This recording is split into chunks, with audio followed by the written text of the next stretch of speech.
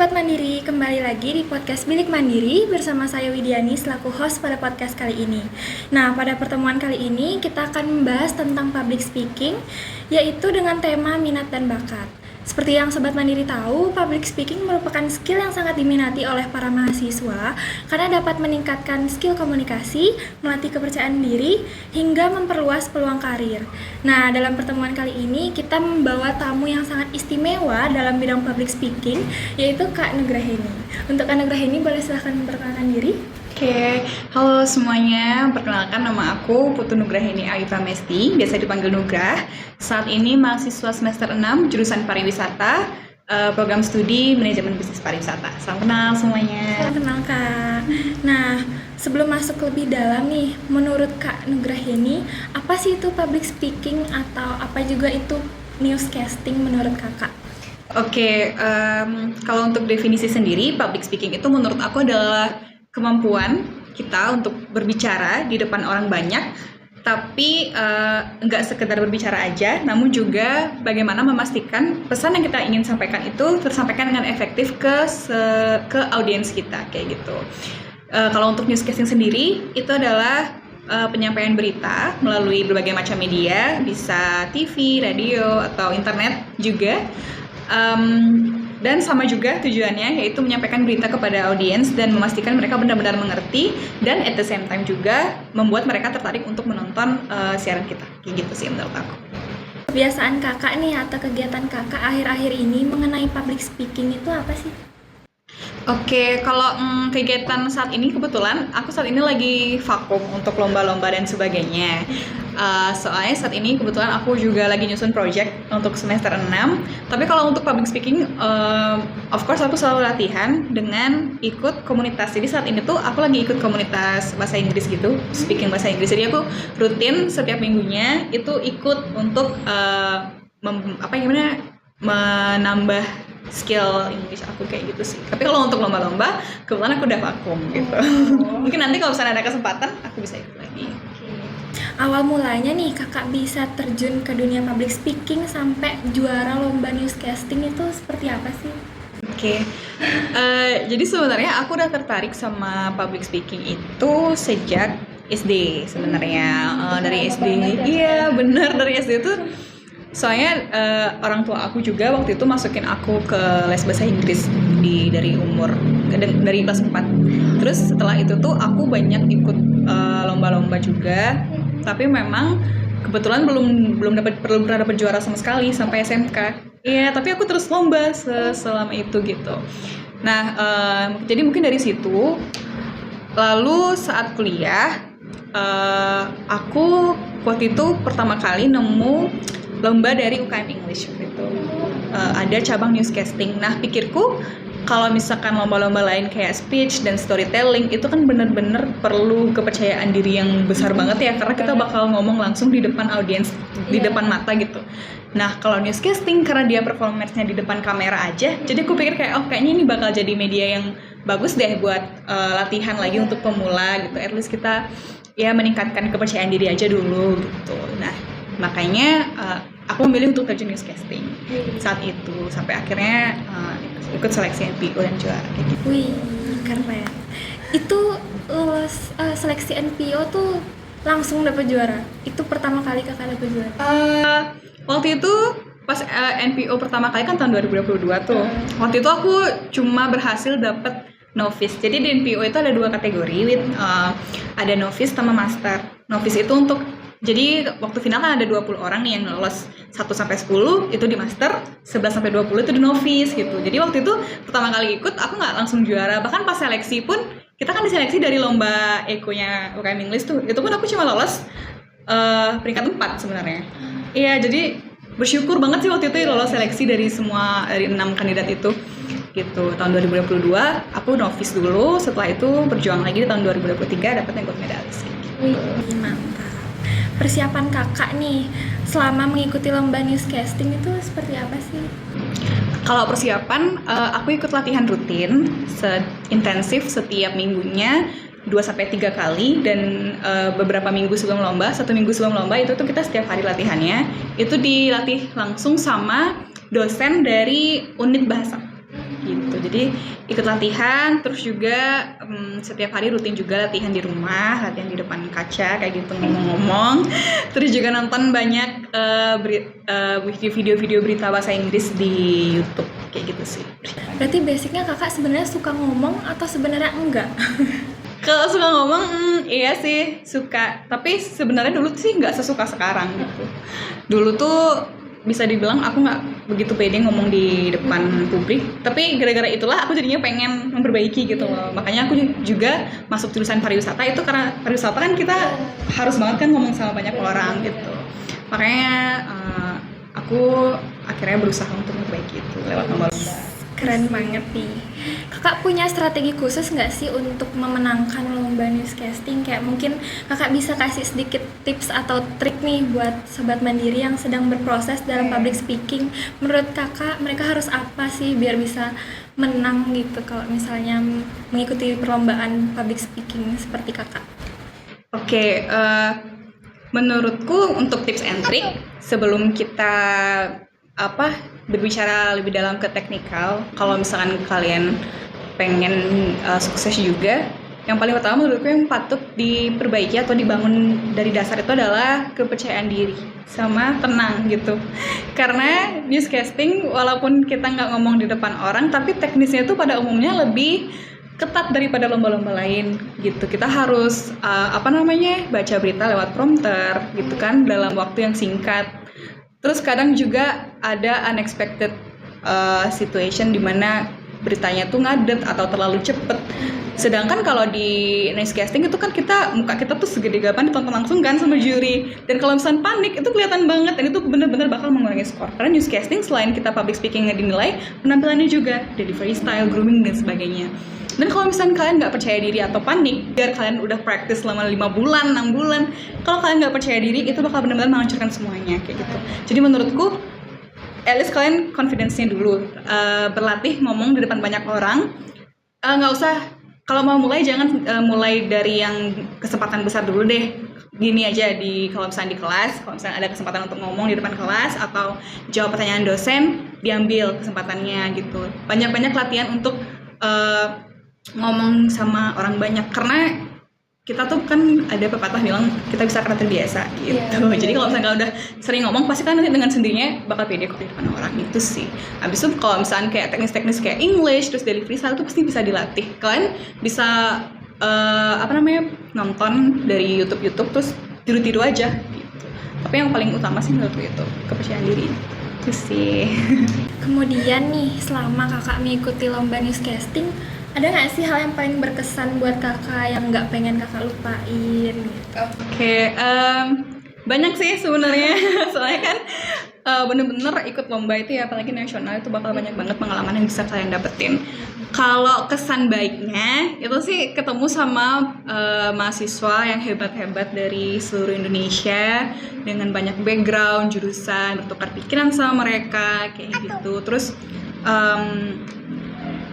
juga jadi lebih dekat sama teman-teman dari jurusan lain juga di Poltek kan. Nah kalau kesan yang nggak terlalu enaknya itu yang nggak akan pernah bisa aku lupain adalah saat MPO 2022 itu aku udah latihan lumayan lama. Cuma karena waktu itu aku nervous jujur, jadi kenapa aku bisa bilang tadi confidence itu adalah hal yang penting, karena saat 2022 aku tuh kalah karena nervous. Aku udah latihan semuanya, terus saat perform waktu itu weather forecast aku nervous, pada akhirnya aku ngeblank. Itu bener-bener aku baru perform 40 detik dan aku langsung diam gitu aja. Jadi kayak bener-bener ngeblank terus langsung closing. Jadi sedangkan saat newscasting itu kita kan waktunya itu misalkan dikasih waktu 5 menit. Kita harus bacain berita pas 5 menit, kurang 1 detik, lebih 1 detik berkurang poinnya 10 poin. Iya, jadi waktu itu kayak bener-bener skorku turun banget. Tapi karena itu juga akhirnya aku bersikeras untuk memperbaiki kepercayaan diri aku gitu. Sampai akhirnya membuka banyak kesempatan lain juga. Mantap. Nah, dari informasi yang kita dapat juga, kakak merupakan orang yang sangat aktif nih dalam kegiatan berorganisasi. Boleh diceritakan kegiatan organisasi apa sih yang jadi kesibukan kakak selama berkuliah di Politeknik Negeri Bali? Oke, kalau organisasi, aku adalah anggota dari Himpunan Mahasiswa Jurusan Pariwisata, HMJ Pariwisata selama 2 tahun. tahun pertama aku merupakan sekretaris bidang 1 penelitian dan keilmuan. Lalu tahun kedua aku dipercaya menjadi ketua umum himpunan mahasiswa jurusan pariwisata gitu. Jadi di HMJ itu kita ada kurang lebih 1 tahunnya 10 program kerja. Dan jadi dalam 2 tahun itu ada 20 sekian lah ya gitu. Jadi aku banyak berkecimpung di HMJ pariwisata selama kuliah. Nah, dari cerita pengalaman kakak nih, gimana sih cara kakak membagi waktu antara kakak mungkin persiapkan lomba, kemudian kakak harus menjalankan 10 proker dalam 1 tahun itu? Itu gimana sih cara kakak bagi waktunya? Oke, kalau membagi waktu, kalian pasti udah familiar juga. Aku pakai Google Calendar sama journaling method. Jadi kalau dalam 1 bulan itu setiap awal bulannya aku planning apa-apa aja yang harus aku lakuin di minggu itu gitu secara detail sampai ke assignment-nya apa, deadline-nya berapa kayak gitu. Jadi tugas-tugas aku tuh nggak kayak ceceran gitu loh. Terus juga yang paling penting menurutku jangan nunda-nunda aja sih kalau misalnya ada tugas. Itu soalnya yang bikin kita susah ngatur waktu sebenarnya kalau ada tugas ditumpuk itu sebenarnya nggak sih. Jadi itu sih aku nggak begitu banyak method kalau misalnya ngatur waktu, asalkan yang pertama planning dan yang kedua jangan menunda, itu aja. Keren banget, berarti ternyata Kak Nugraha ini juga pinter banget dalam time management ya teman-teman. Kemudian apa kakak punya penghalang atau kendala dalam meraih prestasi maupun dalam kegiatan berorganisasi? Gimana sih cara kakak mengatasinya? Oke. Kalau kendala dalam kehidupan kuliah mungkin ya, yang kayak kalau bilang tadi mungkin waktu. Iya, karena seberapa banyak pun kesempatan yang kita ambil, kalau waktu kita sedikit kita nggak akan bisa maksimal dalam semua yang kita lakuin gitu. Jadi mungkin challenge-nya adalah di waktu. Dan kalau misalkan organisasi mungkin memanage orang gitu kali ya. Karena kan kita di organisasi kita kerja sama orang banyak dengan beda pikiran, isi kepala yang beda-beda. Jadi untuk menyatukan semua itu dalam kondisi yang tetap damai itu adalah sesuatu yang challenging sih buat aku. Tapi kakak ngerasa capek banget nggak sih, atau justru kakak malah seneng kakak udah ngelewatin ini semua gitu? Kalau dibilang capek, pasti ada capeknya. Di mana-mana ya, nggak ada yang nggak capek di dunia ini. Tapi kalau dibilang seneng juga, karena entah kenapa kalau aku malah semakin aku sibuk, semakin aku suka. Dan semakin banyak kesempatan yang bisa aku ambil, menurutku itu bakal bikin hidup aku tuh jadi lebih berharga aja, karena banyak yang bisa aku ceritain itu nanti di masa depan, kayak gitu sih. Nah, setelah semua cerita kakak nih, kakak punya nggak sih panutan atau mungkin role model yang kakak jadiin motivasi selama kakak berkuliah, yang bikin kakak semangat? Oke, kalau role model sebenarnya banyak. Soalnya aku orangnya gampang banget terinspirasi sama orang-orang di sekitar gitu loh. Artis, dosen yang hebat-hebat gitu kayak gampang banget terinspirasi. Tapi kalau boleh milih 2 ya pasti orang tua aku. Gitu. Mungkin terdengar klise, cuma aku bersyukur karena aku tumbuh di keluarga yang bagus. Bapak aku juga adalah seorang leader dan ibu aku adalah seorang ibu yang suportif banget sama apapun itu pilihan aku. Dia selalu mendukung apapun yang aku mau, apapun yang aku pilih gitu. Jadi kegigihan mereka dalam hidup dan gimana mereka nggak nyerah sama hidup itu sih yang buat aku terus berusaha untuk maju di kehidupan aku sama kuliah. Nah, kakak kan pasti juga dapat nih dukungan dari orang tua, dari kampus. Gimana sih bentuk dukungan mereka ke kakak dan apa dampak dari dukungan mereka buat hidup kakak? Oke, kalau dari orang tua, seperti yang aku bilang tadi ya, dukungan mereka itu benar-benar besar banget. Dan aku bisa bilang bahwa dukungan dari orang tua itu adalah hal yang paling berpengaruh sama jalan hidup aku sekarang gitu. Bapak ibu aku itu selalu mendukung apapun yang aku jalankan, dan mereka juga berusaha untuk sebisa mungkin menyediakan apa yang aku butuhkan gitu sih. Dan kampus juga kepercayaan kampus terhadap aku itu benar-benar membuat aku termotivasi banget untuk lakuin yang terbaik di setiap hal yang aku jalankan kayak gitu. Itu sih. Dan kampus juga selalu mengapresiasi aku setiap ada pencapaian, dan itu bikin aku pengen terus-terusan untuk mengembangkan jurusan kayak gitu. Mantap, keren banget nih kak. Nah, setelah semua prestasi yang kakak capai, apa kakak punya rencana atau resolusi untuk kedepannya nih, untuk perjalanan hidup kakak selanjutnya kira-kira seperti apa? Oke, Untuk resolusi setelah ini, itu yang pertama aku pengen belajar di luar negeri, dan itu syukurnya sudah akan bisa aku jalankan karena aku baru aja lolos ISMA tahun 2024 ini. Gitu, jadi aku akan belajar selama 1 semester di Korea di Daegu Catholic University. Setelah itu aku sih rencananya pengen cari tempat training hotel bintang 4 atau 5 di departemen yang aku mau, sales marketing. Terus dengan harapan aku juga bisa mengaplikasikan ilmu dan pengalaman yang aku dapat di saat study abroad ke karir aku. Kayak gitu. Nah, jadi buat Sobat Mandiri yang belum tahu, ISMA itu adalah Indonesian International Student Mobility Awards, yaitu program beasiswa dari Kemendikbud yang mendanai mahasiswa untuk belajar di luar negeri selama 1 semester. Dan Kak Nugraini ini adalah salah satu orang yang beruntung sekali dapat menerima program beasiswa tersebut dan memilih untuk melanjutkan studinya di Korea Selatan. Nah, apa sih harapan kakak terkait pengalaman belajar di luar negeri? Apa yang kakak harapkan dapat kakak capai selama masa studi kakak di perguruan tinggi tersebut? Oke, yang pertama saat menjalankan studi di sana, goals aku adalah untuk mendapatkan perspektif yang sebanyak-banyaknya tentang kondisi pariwisata di sana, di luar negeri gitu. Karena sebagai mahasiswa vokasi tentunya aku merasa perlu perbandingan apa sih bedanya industri di Indonesia, di Bali terutama, sama di sana. Gimana sih cara mereka manage pariwisata mereka di sana? Karena seperti yang kita tahu di Bali kan lagi banyak challenge-nya di dunia pariwisata kan gitu. Jadi aku pengen mendapatkan ilmu yang sebanyak-banyaknya dari sana. Terus juga aku pengen mendapatkan relasi dari sana, dari teman-teman internasional dari berbagai budaya gitu, yang aku harapkan bisa membuka pandangan baru bagi aku untuk menjalani kehidupan aku gitu. Keren banget nih. Nah, kemudian apa saran, pesan, atau tips yang bisa kakak berikan kepada teman-teman Sobat Mandiri di rumah yang juga tertarik nih untuk mengikuti program ISMA atau mungkin program MBKM lainnya? Oke, untuk teman-teman yang tertarik untuk mengikuti program ISMA, terutama yang semester 2 ya, yang baru-baru masuk kuliah, itu kalau misalnya memang kalian ngincer ISMA, saran aku dari sekarang aktif dan serius sama belajar kalian, kayak gitu. Ambil banyak kesempatan organisasi dan lomba-lomba, ikut aja semuanya, berani aja dulu untuk nyoba, karena itu adalah indikator yang penting yang dinilai sama ISMA nanti saat registrasi, kayak gitu. Dan tentunya kalian nggak boleh asal-asalan saat belajar, terus diusahakan IPK-nya selalu terjaga, karena saat di ISMA pun kalian akan belajar dan bisa jadi sistem belajar di sana akan lebih susah daripada di Poltek di kampus kalian gitu. Jadi dibiasakan belajar yang baik dari sini, dari Politeknik Negeri Bali.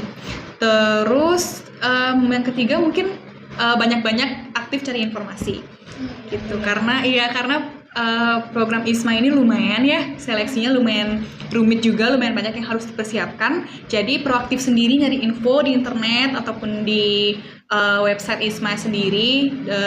Saran aku jangan terlalu bergantung sama informasi dari orang lain, karena kalian sendiri yang bakal menentukan gimana jalan kalian. Itu aja sih, sama ya pokoknya coba aja dulu, jangan takut dan jangan ragu. Terakhir nih, apa kakak punya pesan atau mungkin quotes kakak untuk teman-teman Sobat Mandiri di rumah supaya mereka tetap semangat menjalani hari-hari perkuliahan? Quotes, oke. Jadi untuk teman-teman mungkin pesan aku adalah apapun yang kalian kerjakan sekarang, try your best, lakukan yang terbaik.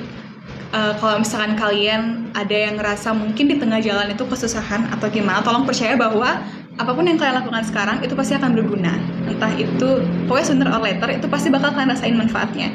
Jadi jalanin aja dulu, lakukan yang terbaik, dan pokoknya percaya sama mimpi kalian, karena apapun yang memang menjadi takdir kalian itu gak akan pernah melewatkan kalian gitu. Dan itu tergantung dari bagaimana sekeras apa kalian berusaha gitu. Nah, itu dia tadi pengalaman Kak Nugraini yang bisa teman-teman jadikan sebagai motivasi, sebagai bahan belajar. Menarik bukan?